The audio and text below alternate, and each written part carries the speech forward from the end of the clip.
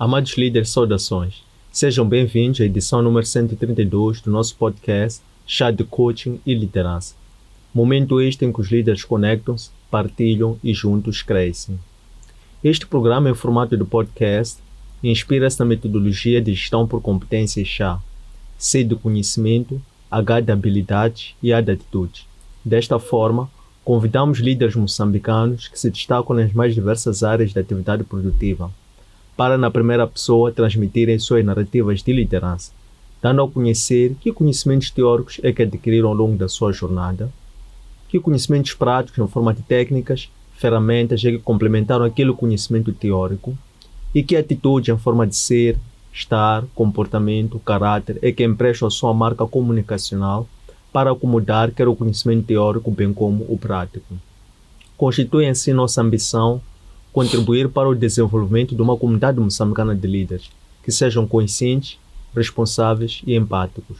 Conscientes que possuam conhecimento relevante para a liderança, mas também conscientes que são líderes. Responsáveis sobre a necessidade de serem praticantes de boas práticas para influenciarem positivamente os seus seguidores, internos e externos. Líderes sejam empáticos, por um lado, com as causas que defendem, mas também líderes sejam empáticos uns com os outros. A técnica que nós privilegiamos é a comunicação, porque entendemos que essa é a principal ferramenta da liderança, através da qual os líderes transmitem suas ideias de uma forma simples, compreensível e fluida, para que seus liderados possam não só compreender, mas também apropriarem-se da causa, de forma que quando o líder se tornar dispensável, esta causa possa ser posticipada para as futuras gerações. Temos como líder convidada para a edição de hoje Inês Pereira, evangélica, especialista em comunicação e conteúdo estratégico, gestora de projetos e empreendedora. Inês Pereira, bem-vinda ao nosso podcast. Muito obrigada, António Senda. É sempre um prazer cá estar e na sua companhia. E obrigada também pelo convite e por logo a nota introdutória também já é um ensino. Eu sempre gosto de dizer, aprendo sempre alguma coisa. E realmente reunir pessoas na área da comunicação, líderes conforme tratou-nos, que eu acho que também é típico de um líder tratar o outro como líder. Creio que estamos num bom caminho, que haja mais chás, né? Que bom. A Inês gosta de chá. Em que momentos é que procura por um chá e que sensações é que o chá lhe proporciona? Bom, não indo muito até pela descrição que fez, este chá de balacate, para mim já me trouxe uma abertura grande. Eu não sou muito fã de chás, mas admiro muito por causa do aroma e creio que certamente é propício para ambientes como estes, para nós conversarmos e também, acima de tudo, aprender, né? Um chá sempre cria uma relação. Então, à medida de vendo um chá como chá na sua essência, não extensivamente, é isto que nos está a criar uma relação, não só de amizade, mas também de relacionamento. E comunicação é isso. É social, é uma coisa que nos traz, acima de tudo, também conhecimento, sem contar que estamos a degustar de algo muito bom, né? Excelente. Agora. Qual é a importância do aporte? Muito falou-nos nesta breve interlocução sobre comunicação, relacionamento, vínculo. Qual é a importância do aporte para desenvolver comunidades, construir relações e criar confiança? Ok. Talvez eu olhei para comunidades como comunidade como tal e não uma comunidade da comunicação, por exemplo. Mas eu creio que, acima de tudo, a importância de tudo isto é que nós também nos mostramos a nossa essência, fidelizamos aquilo que nós queremos efetivamente mostrar dentro de um meio. E primeiro, criar relacionamento e vínculo é um processo que leva algum tempo. O seu tempo, porque a pessoa tem que confiar, conforme está a dizer, e são coisas muito interligadas. Para criar confiança, para criar vínculo. Então, tem que ter, acima de tudo, para não me perder, um posicionamento. Quem a pessoa é, o que está a comunicar, para quem que vai comunicar e por que está a comunicar. para que a pessoa, para além da confiança que vai criar, também veja uma identidade, veja ali um exemplo, porque às vezes nós nos formamos dentro de uma comunidade porque achamos que nos identificamos nessa comunidade por causa das características daquilo que nos foi apresentado, ou onde nós nos sentimos bem, ou como nós nos sentimos bem, porque é ser estar e como estar, e se somos bem recebidos. Então, eu creio que, acima de tudo, a importância de tudo isto é nós termos a nossa originalidade, para poder formar aquilo que nós gostaríamos que fosse a tal suposta comunidade, se bem entendi.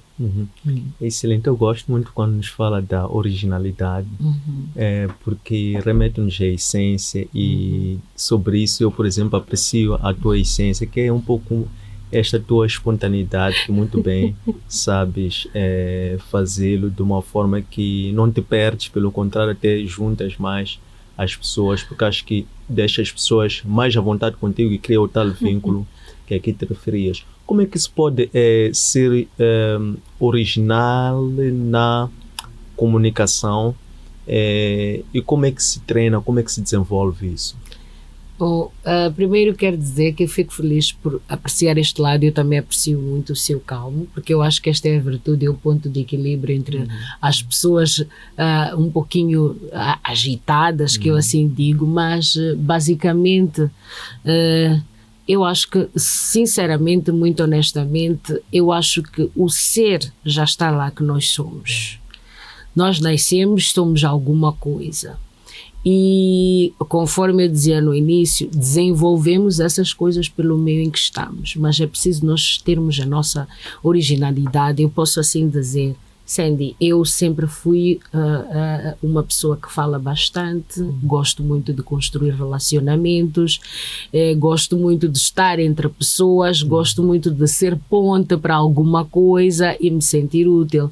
Há quem caracteriza isso de um jeito diferente, mas eu caracterizo isso como a Inês, porque quando eu me cruzo com alguém sempre diz assim, lá vem Inês, a voz não muda, e quando eu solto uma piada meio inusitada, dizem, não vais mudar mesmo. Então eu acho que isto faz parte da nossa originalidade, é respeitar o espaço do outro, saber que existe uma ética para lidar com o próximo, mas sem também ferir aquilo que é a nossa essência. E não também, eu vejo alguns ditados que dizem que nós não podemos nos reduzir para caber nos outros. Bom, em alguns momentos devemos, porque temos que saber ser, estar e com quem sabemos estar. Só que a Inês é um pouquinho diferente às vezes, porque eu acho que todo mundo, quando está comigo, tem que se sentir em algum momento acolhido. Não é fácil, porque em alguns momentos também falhei, a comunicação não fluiu, que é aquilo que eu sempre faço. A única coisa que eu comuniquei só foi aquilo que eu era para a pessoa, não consegui talvez comunicar durante o tempo ambiente, e aprendi com isso. Então, é equilibrar aquilo que é a originalidade da pessoa para também ser compreendida neste meio de comunicação, e em todas as frentes é assim.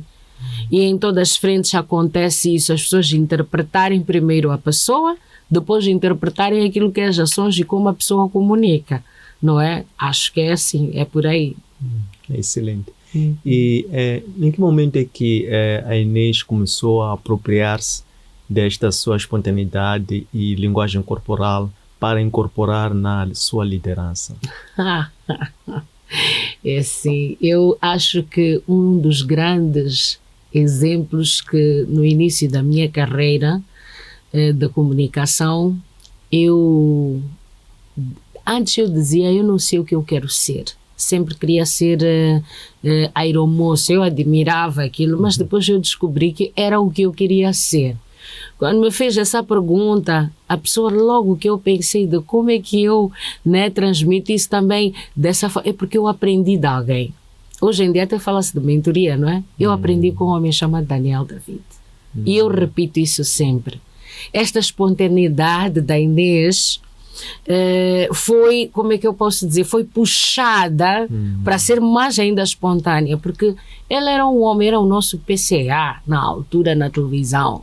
E ele sempre era espontâneo, encontrava qualquer uma que fosse pessoa na esquina, Então, como estás? Bom, o como estás e como está é diferente. A resposta, estou bem, Sr. Daniel. Senhor Daniel? Sou Daniel, o senhor está no céu. Então, sempre que encontrasse um chefe, o meu chefe, eu sempre estava em risada, seja com quem for as pessoas. Então, esta espontaneidade, no fundo, eu posso dizer que foi estimulada pelo ambiente em que eu iniciei a minha carreira.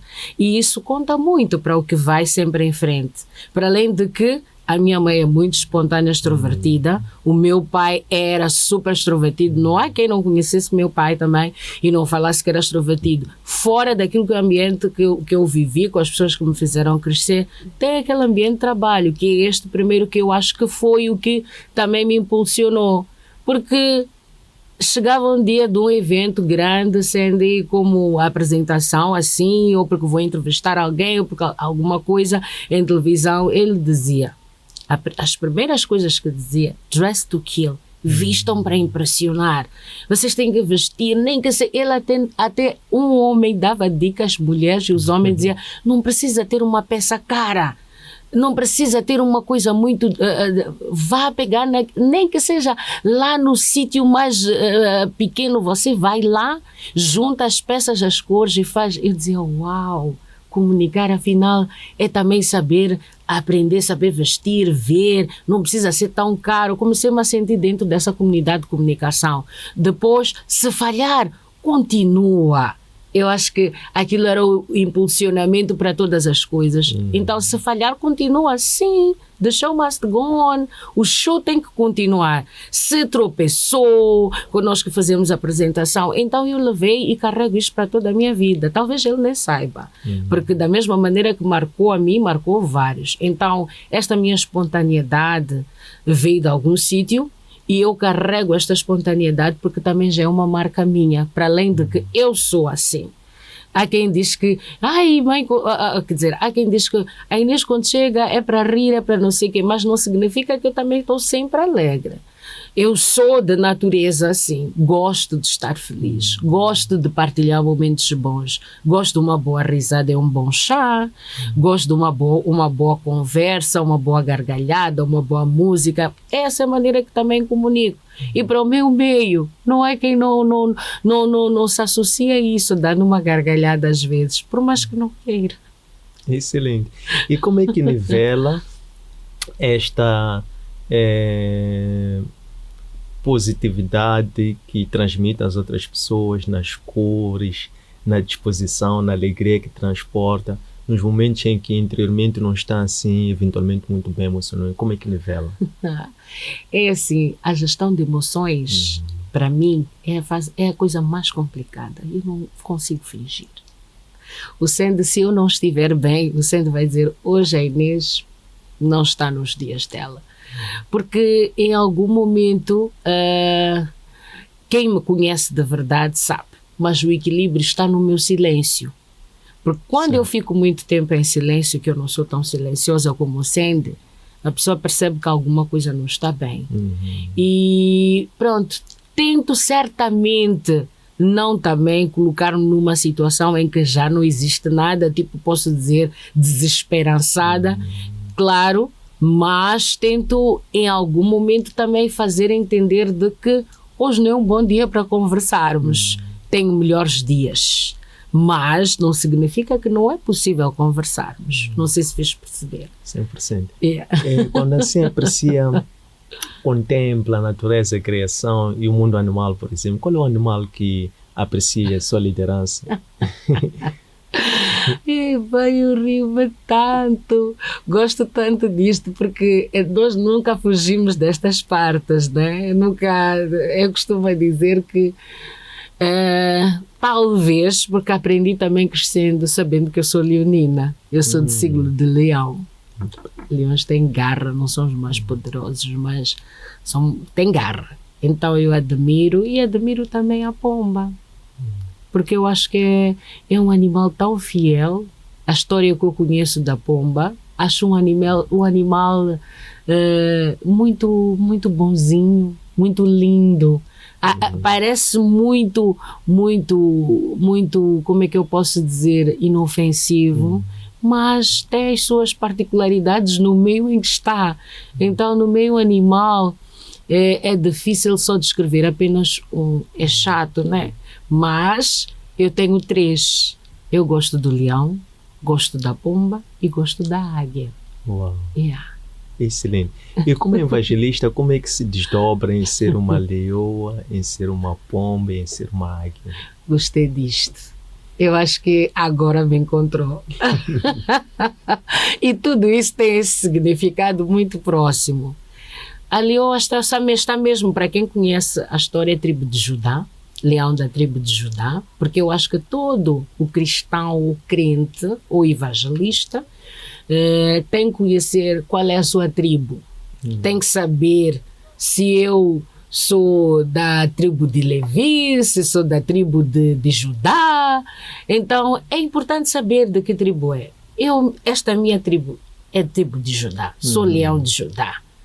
E eu acho que a pomba também é o Espírito Santo, não é? Sem contar que a águia é aquela que representa também a força. Para aqueles que profetizam, gostam do ministério profético, a águia tem uma visão muito aguçada.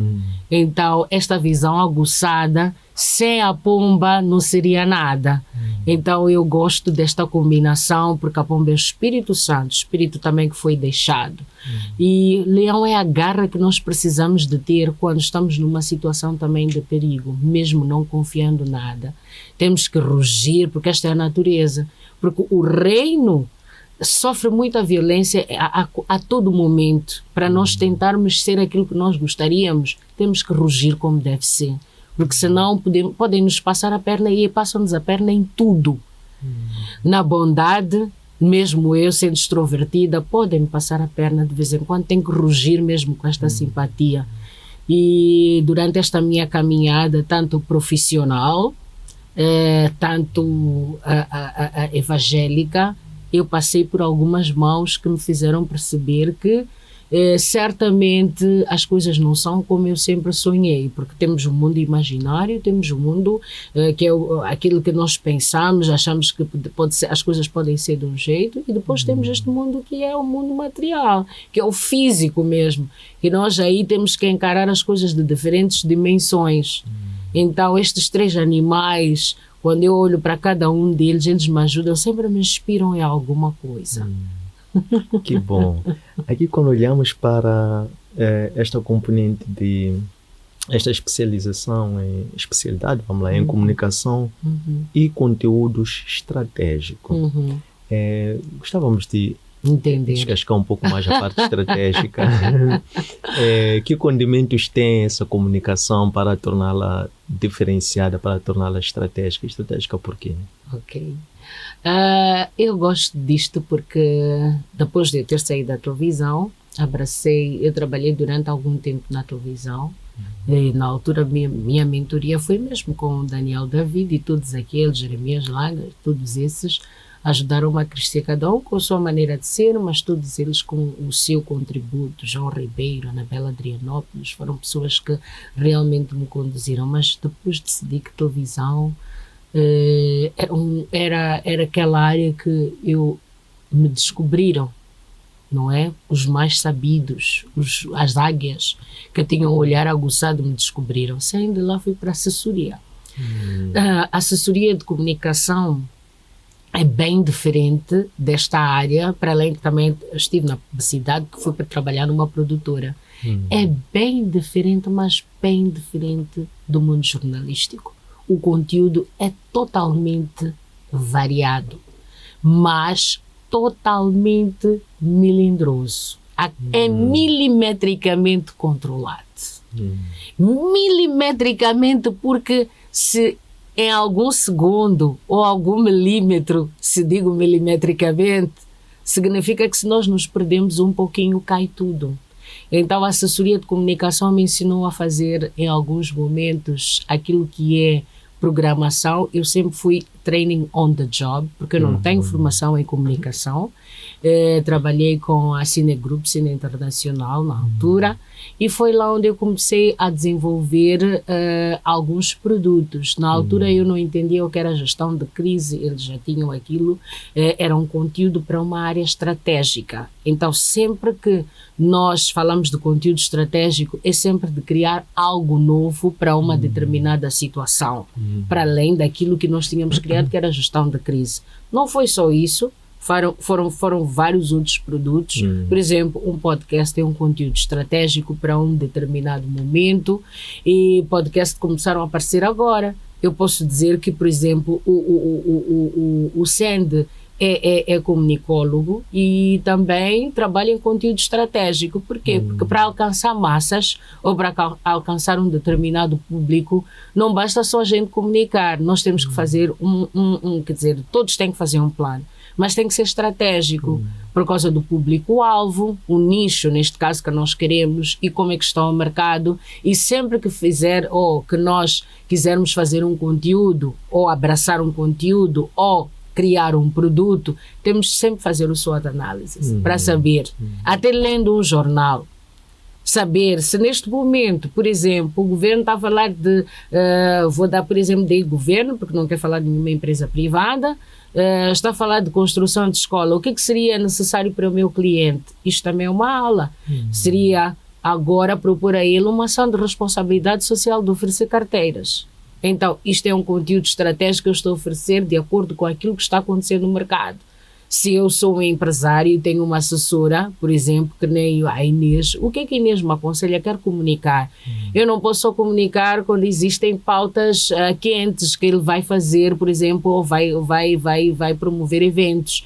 Mesmo quando existem pautas frias, que são os momentos de muito silêncio, em que não acontecem muitas atividades, eu tenho que criar alguma coisa. Então eu era obrigada a criar este tipo de conteúdo, sou obrigada a entender como é que está o mercado, que é para não comunicar em contramão, porque sempre temos que comunicar de acordo com aquilo que a época está, se é um nicho que nós queremos quer dizer, pegar, e se efetivamente nós temos um compromisso com os nossos clientes, é preciso mostrar que nós estamos dentro daquilo que acompanha o cotidiano, daquilo que também são os clientes do meu cliente. Então é por aí. É muito por aí. Então a assessoria me ensinou muito a fazer isso, e eu gosto muito da assessoria de comunicação, porque é uma área que é como se fôssemos advisors do mercado externo. Gerir em algum momento algumas crises é bom. Eu gosto muito. Treinamento de porta-vozes é uma área muito boa, bonita, porque para quem já fez televisão, a grande paixão mesmo é tentar transmitir aquilo que aprendemos. Por quê? Porque tem que se a narrativa de como a pessoa olha para os conteúdos que os jornalistas trazem é muito importante, porque nós estamos perante há várias, como é que eu posso dizer, há várias pessoas com comportamentos diferentes. Neste caso, as várias pessoas são as próprias empresas deles, ou melhor, os próprios órgãos de comunicação.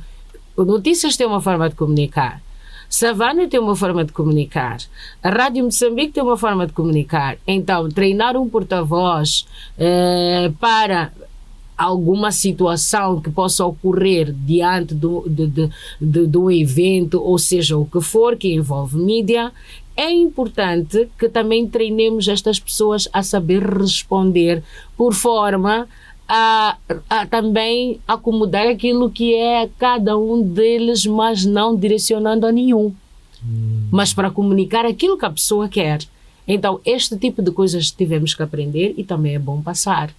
Então, são estas coisas que eu amo no conteúdo estratégico, porque nós estudamos aquilo que é a maneira de comunicar de cada um do órgão que nós nos comprometemos a projetar a imagem. E depois tem a outra parte, que é a assessoria diária, que é a comunicação já para jornais, para estas situações, ver também milimetricamente quais são os que podem dar uma boa visibilidade, quais são os que efetivamente podem ajudar numa parte crítica e ser levado a sério, porque há uns jornais críticos. Então, se temos uma preocupação, o bom jornal que aborda isto e isto, é este, dá para nós fazermos isso. Mas isto eu falo de uma forma genérica, não é? Não falo de uma forma muito específica, porque é isto que é a assessoria de comunicação, no fundo. Esta cadeia, o conteúdo estratégico, criar. E tem a comunicação interna, obviamente. Estou a falar sobre o externo, mas tem o interno, que também envolve esta gestão de crise, que é para o externo, não é? Que tem este interno, que é treinamento de porta-vozes para o externo. Mas tem aquela bem direta que é externa. Lidar com... Olha, dizia a interna, queria dizer a interna. A interna é lidar, como é que as pessoas recebem a informação do que é a empresa. Quais são os valores que a empresa quer transmitir. Começa a partir da questão comportamental até a questão de amor à camisola, como muitas pessoas dizem. Há quem por tudo, não, tem que fazer por amor à camisola.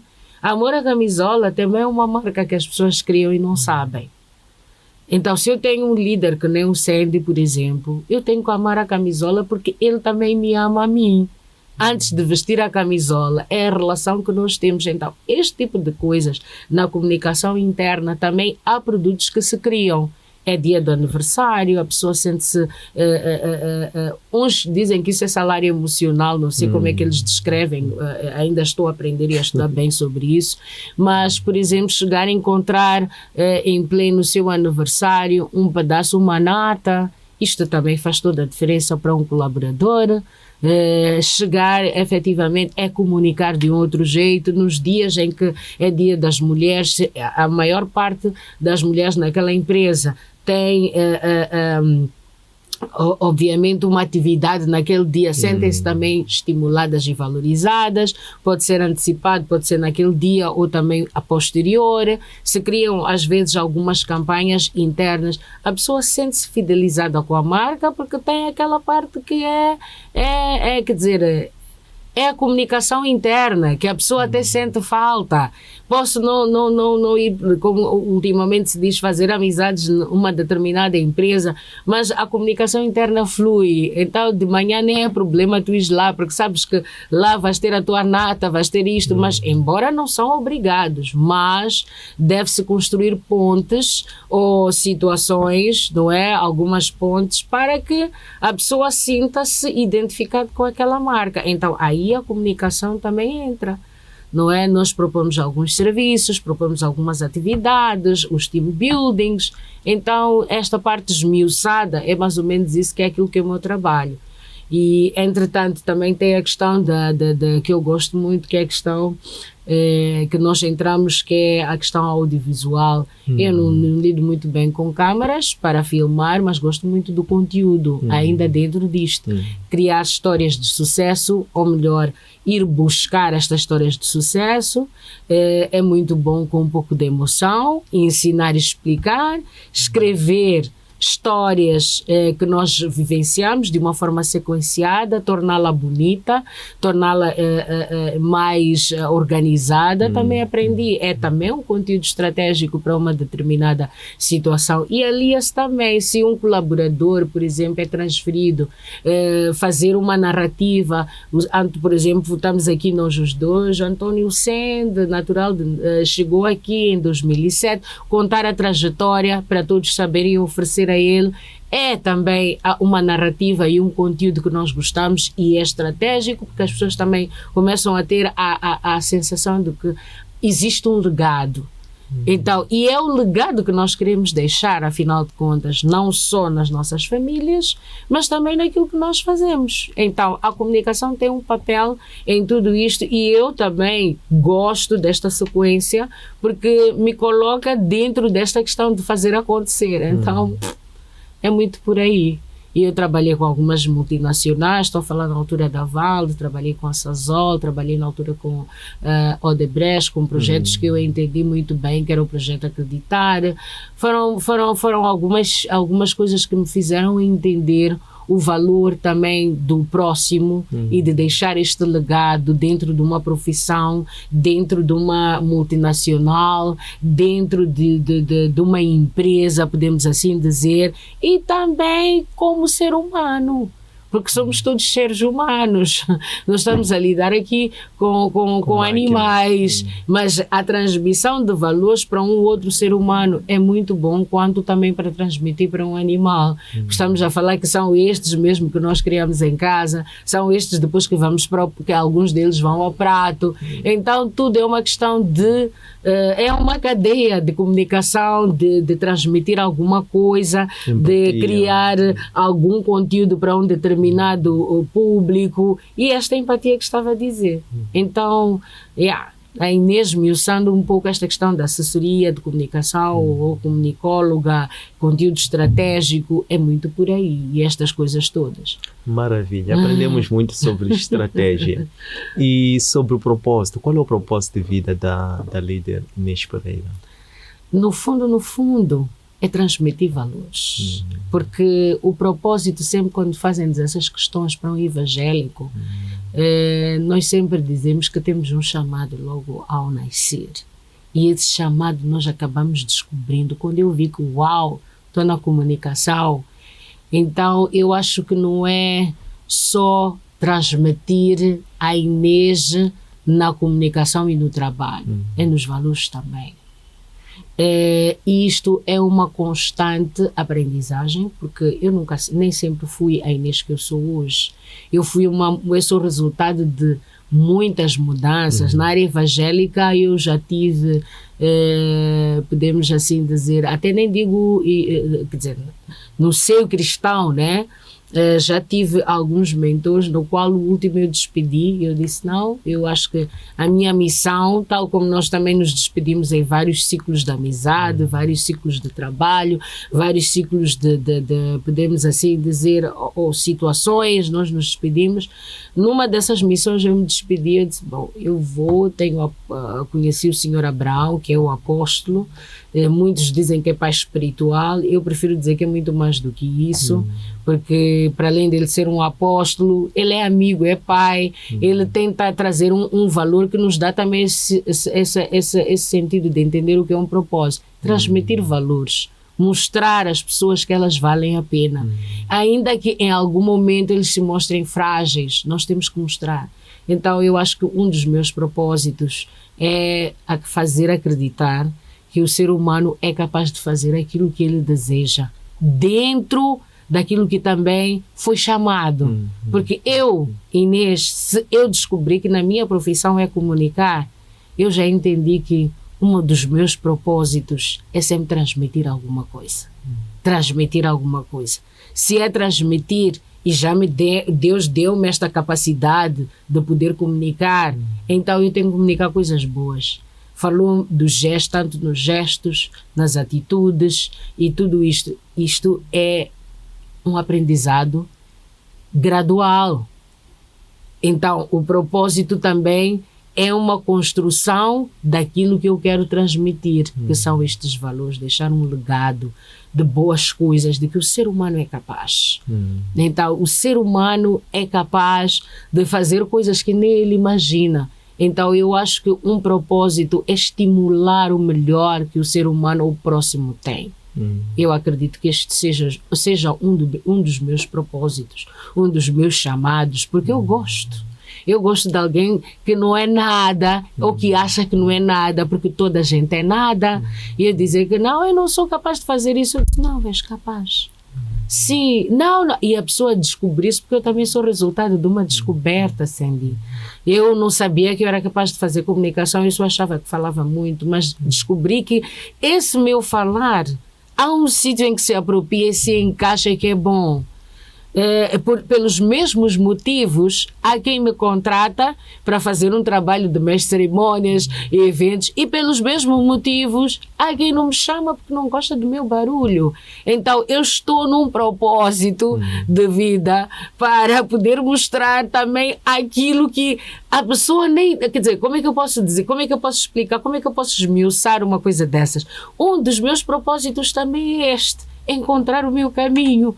e também encaminhar as pessoas, porque Sim. não é fácil ter uma resposta a dizer que o meu propósito é este. Não, o meu propósito é transmitir sempre alguma coisa de valor, mostrar que a pessoa é capaz, porque pelos mesmos motivos que as pessoas são capazes, elas também são reprovadas por esses motivos. Então, o meu motivo é mostrar a capacidade que alguém tem, os valores que nós podemos ter e, acima de tudo, equilibrado com a questão de que nem todos vão gostar daquilo que é o meu propósito. É estranho, mas nem todos vão gostar do meu propósito, porque há quem pode não gostar daquilo que eu estou a falar, estou a transmitir, mas é o meu propósito. Eu é que tenho que ter a consciência disso. Então, mostrar isto também já é um propósito. Fantástico. E falando em transmitir valores, qualidades, quais são as virtudes que entende que são mais relevantes para uma liderança eficaz, uma liderança de sucesso? Esta pergunta é incrível. Mas ética, colaborativa, podemos assim dizer, posso não ser a pessoa muito certa, porque a experiência de liderança, eu costumo dizer que todos somos líderes, como também disse e gostei, mas a experiência de liderança que todos nós experimentamos está muito aliada ao caráter. Eu costumo haver, por exemplo, muitas coisas que acontecem tanto em empresas, tanto em organizações, confissões religiosas, e digo também, podemos dizer que é, como é que nós podemos falar, da igreja, né? O seu meio, posso também dizer nas amizades. Em todos esses sítios temos lideranças. Então, uma das maiores virtudes é saber ouvir. É difícil ouvir, eu acho que isso é uma qualidade. Saber ouvir, ter empatia pelo próximo, saber que, quer dizer, para construir pontes e relacionamentos, assim como vínculos, esta liderança tem que ser exemplo em todas as áreas. Está certo que o ser humano que é líder ou que tem esta qualidade de líder, eu costumo dizer, não é perfeito, porém, tudo aquilo que faz parte, tem que ser o exemplo daquilo que é o chamado. Porque eu digo que você não é líder de noite para dia, você nasce com esta capacidade de liderar, porque liderar é uma arte de respeitar, de ouvir e de ser empático também para com o outro, porque um líder tem que ter todas essas, tem que saber ouvir, porque se quer ouvir, vai ouvir a sua equipa, vai entender a sua equipa, vai saber qual é a necessidade. Respeito é saber que existe também um espaço entre a liderança e a pessoa na sua própria individualidade, porque a partir do respeito mútuo existe aquela questão colaborativa de querer estar sempre com esta pessoa porque me respeita. A Bíblia diz: submetai-vos uns aos outros. Essa submissão provoca outra submissão. O líder tem que saber disto. Agora, se um líder trata mal o seu, como é que eu posso dizer? Liderado. Exatamente, o seu liderado, gostei para não ter que dizer o seu cliente ou o seu colaborador, se trata mal, não está a criar aquilo que alguém pode replicar. Simplesmente está não só a esganiçar a mente da pessoa, porque a pessoa já não avança para lado nenhum, a pessoa fica ali. O que tem que acontecer é que ele tem que ser este agregador de valor na equipa, para que ele repita aquilo que meu filho não vai ter oportunidade quer dizer, digo filho porque são gerações vindouras, né? Assim que eu digo, meu filho, meu neto vai depois replicar para as outras coisas, porque todos nós somos resultados de líderes. Por isso é que hoje em dia eu gosto desta prerrogativa de criar mentorias. Mentorias é justamente por causa disso. Coaches, por exemplo, uma palavra que é muito usada. Ter um coach é ter um mentor, é ter um líder na sua frente para ensinar. Eu, por exemplo, há muita coisa que eu digo, o meu líder, que eu digo que é o meu pai espiritual, me ensinou, que nem meu pai nem minha mãe nunca tinham me ensinado. Sabe que até mesmo a questão de moldar um caráter, um líder te ensina, você sai com aquela moda dele. Porque é uma moda. Isso vira uma moda, é tão bonito. Quando você sai e diz assim, isto aqui quem me ensinou foi há uns anos atrás, eu vi isto e carrego para a minha vida toda. Então passou para o outro, gostei. Isto também é o que nós devemos sentir nesta liderança.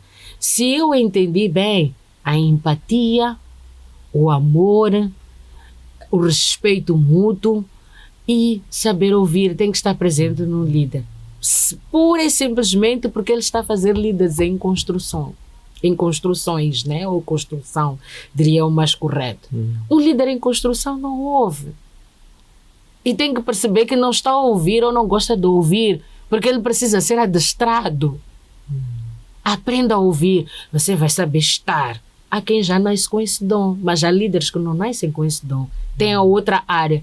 Então, quando está neste processo de aprendizagem, se tem um coach, se tem um suposto líder, conforme podemos chamar, aprende.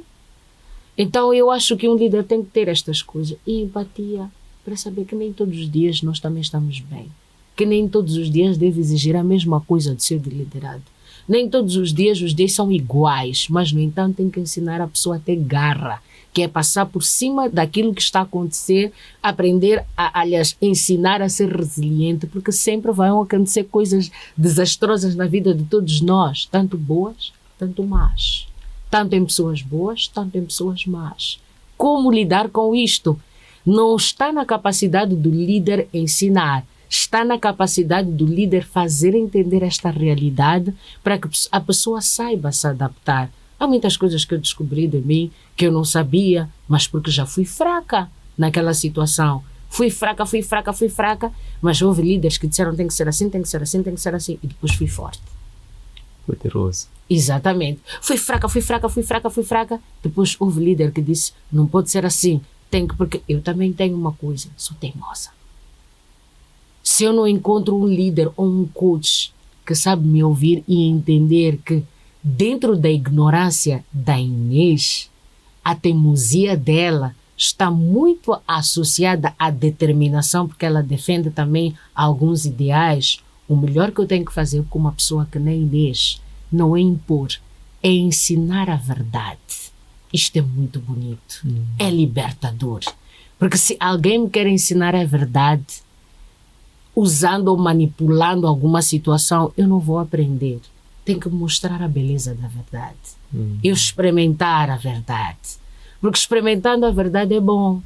Quantas vezes nós, quando estamos a ensinar os nossos filhos a liderar, como é que eu posso dizer, a saberem ser como eles são, porque isso também é uma liderança.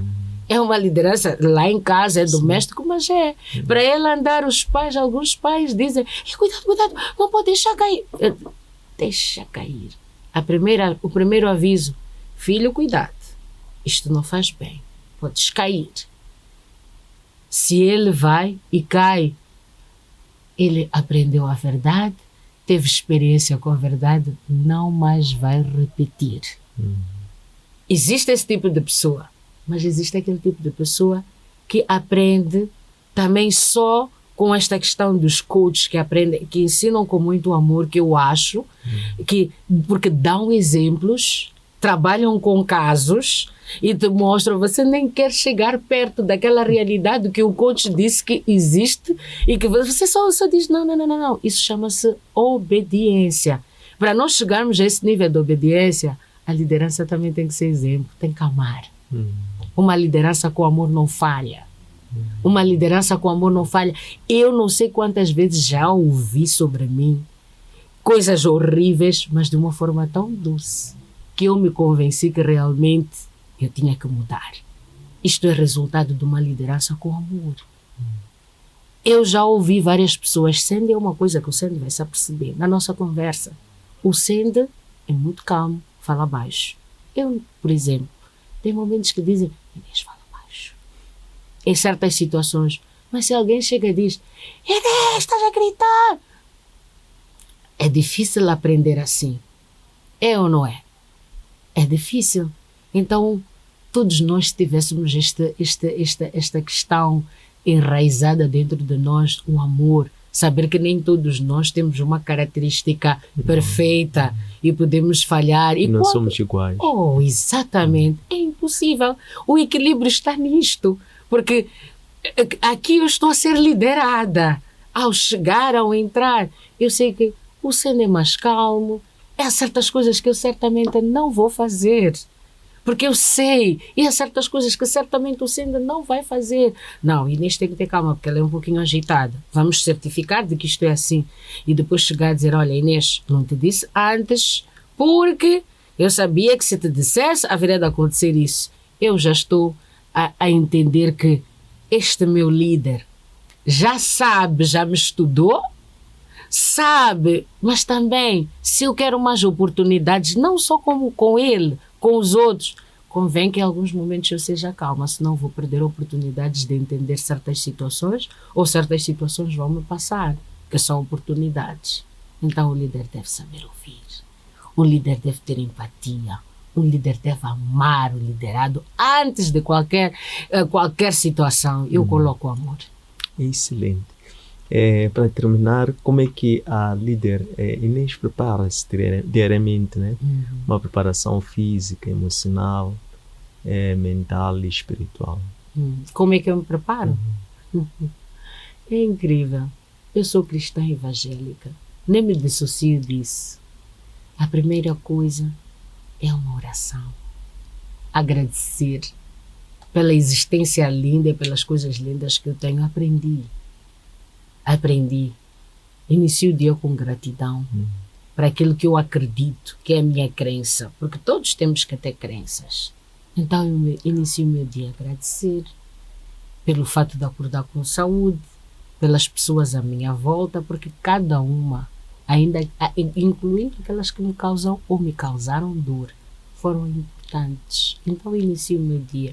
Para além de que, obviamente, temos aquela higiene pessoal, então naquele momento que estamos a fazer ou a higienizar-se, temos momento também de meditação. De como é que foi o dia de ontem? Como é que será? Porque disse que devemos viver cada dia, né? Um dia atrás do outro. Mas esta sensação de gratidão de chegar um dia é muito grande e eu inicio assim. Excelente. Queremos agradecer esta conversa tão boa. Aprendemos tanto sobre liderança, sobre estratégia, sobre vida cristã, sobre fé prática e desejamos assim muito bom ano. Muito obrigada, já está quase no fim, né? Que o Criador continue a dar-lhe esta inspiração e espontaneidade para continuar a transmitir valores, crenças e positividade às muitas pessoas que impactam direto e indiretamente. Muito obrigada, Antônio. Sem dúvida, também foi um prazer cá estar com toda a equipa. E obrigada por este chá, que é um chá de liderança, de conversa, que acima de tudo também cresci com as perguntas, também vou refletir. Há certas coisas que nós também já devemos ter certeza daquilo que somos e o que queremos transmitir, de acordo também com aqueles desafios que nós encontramos. Cada pergunta foi um desafio. Não só aqui, mas também lá fora. Obrigado por este momento também de aprendizado e me dar uns TPCs, que eu também devo começar a perceber a essência da vida, que não é só ser, né? Tenho que começar a entender o que é que eu entendo das coisas que estou a fazer. Gratidão. Estas lições encontram postadas nos nossos arquivos digitais, nossas páginas de Facebook, de Instagram e de YouTube, Antônio Sendo LDA, nosso aplicativo para plataformas Android, Elo App, nosso webpage www.academiaservo.com. Espero que gostem. Um abraço de luz e até breve.